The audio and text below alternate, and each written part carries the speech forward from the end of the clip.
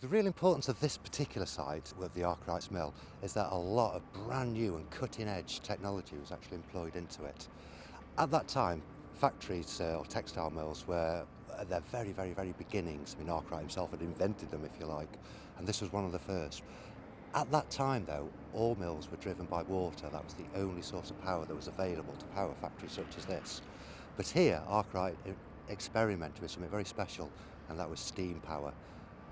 And the application of that steam power revolutionised the way this mill worked, and by extension, the way Manchester operated.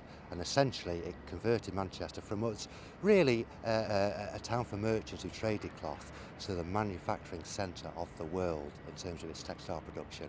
And it all happened here. This site is associated with so many people, so many important people, so many people have such a great influence on the regeneration of the area at various stages through its history. They're just too numerous to list. But there's one or two key figures that really stick out. I think somebody who really needs mentioning is a guy called Edward Mays, who actually we know very little about other than he worked for the court leet in the 17th century.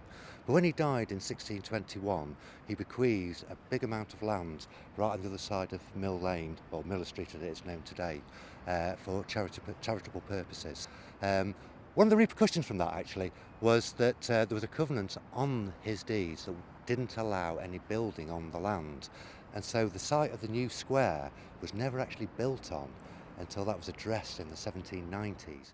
We talk about Arkwright's Mill, and yes, Richard Arkwright was responsible for establishing this mill in 1780. But in 1783, he was very keen to sell it for a number of reasons. Not least, he was actually getting on a bit, and he passed it to his son, also called Richard Arkwright. Richard Arkwright ran it for a couple of years, but he passed it on to two brothers, who were actually his brother-in-laws, John and Samuel Simpson. And to me, they are the two guys who were completely responsible for turning this beast of a factory into a place that actually was economically viable.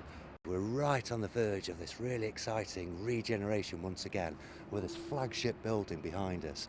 And to me, that again represents this great period of regeneration of this area, which has played such an important and crucial role in Manchester's history. And I think we're on the cusp of it all happening again.